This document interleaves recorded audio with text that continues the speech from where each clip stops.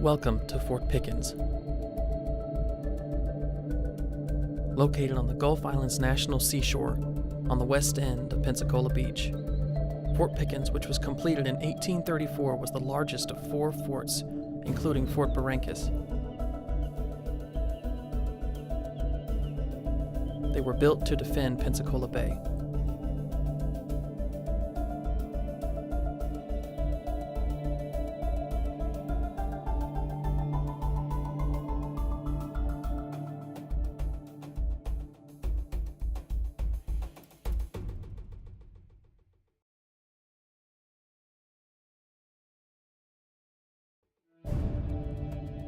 Construction of Fort Pickens began in 1829 and took 5 years to complete.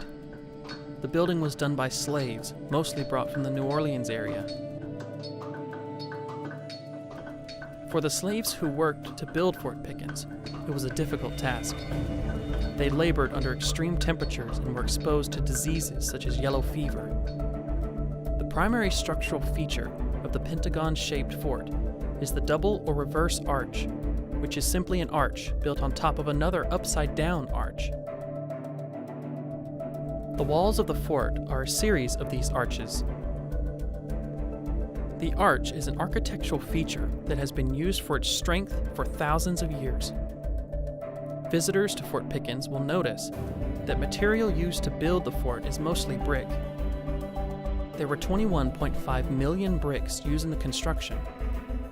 They were obtained from local brick makers and transported to the building site on barges. Today, those who visit the fort will notice that mineral deposits are building up in certain spots due to moisture. These deposits are actually forming small stalactites and stalagmites on the roof and floor of certain areas in the fort.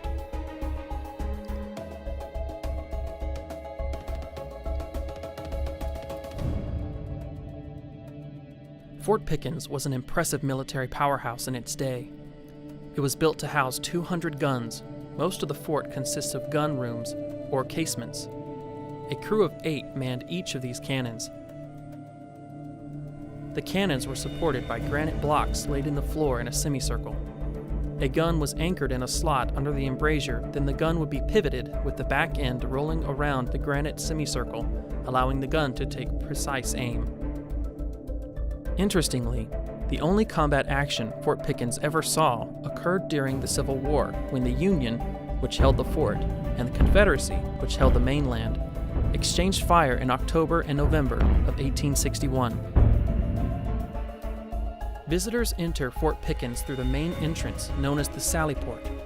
At one time, heavy oak doors secured the entrance here. The floor shows evidence of tracks that were laid after the later construction of an addition to the fort, known as Battery Pensacola. These tracks were used to transport heavy equipment to the site of Battery Pensacola, located within the fort's wall. Upon entering the fort through the Sally Port, visitors can see to their immediate left the section called the quarters that was once occupied by the military officers. These rooms were plastered and contained fireplaces, which are still visible. The most famous occupant of the quarters was the Apache Indian leader known as Geronimo. After being captured by the U.S. Army and exiled to Florida in 1886, Geronimo and a group of Apaches were imprisoned at Fort Pickens. They worked clearing weeds and underbrush and stacking cannonballs.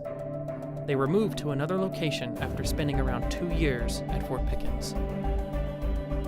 Special tunnels, built within bastions A and E, were used as mine chambers.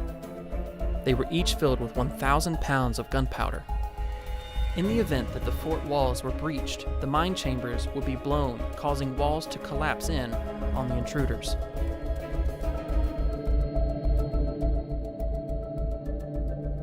The parade ground, located within the fort's walls, was originally approximately 3 acres of open space where military personnel camped and performed drills.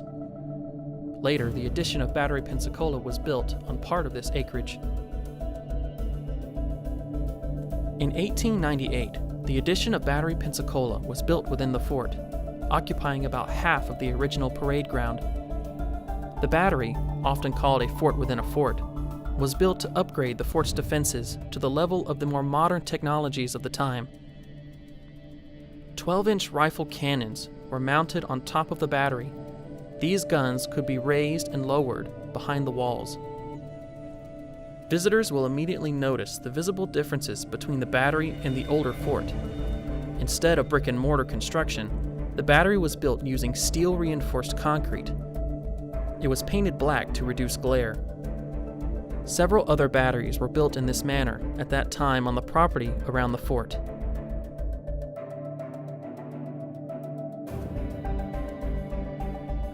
Within Bastion E, concrete platforms show the spot where gas-powered generators were installed in 1903 to supply electricity to the fort.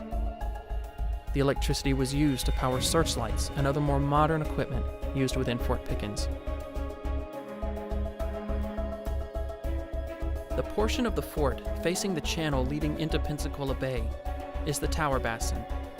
This part of the fort was the most strategically important part in the defense of the bay entrance.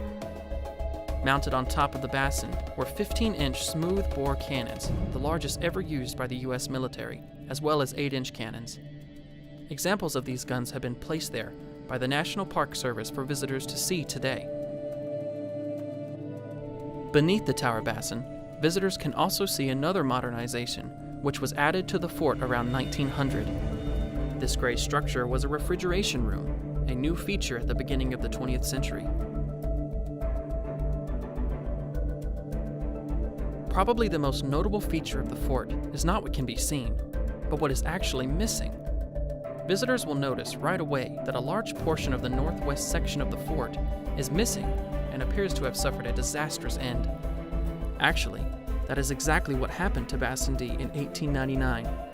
A fire in that year caused a powder magazine storing 8,000 pounds of gunpowder to explode. Debris was blown all the way across the bay to Fort Barrancas and the Navy Yard, a distance of about 1.5 miles. There was only one fatality, a young private who was hit by flying debris.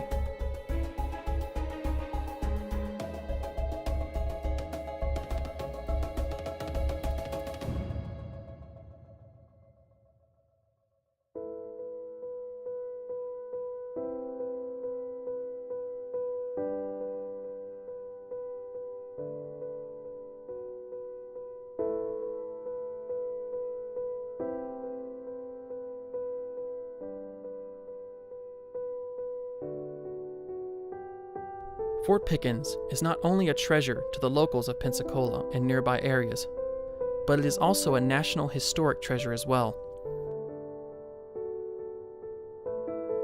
In addition to the fort, there are other batteries and landmarks on the surrounding property to explore.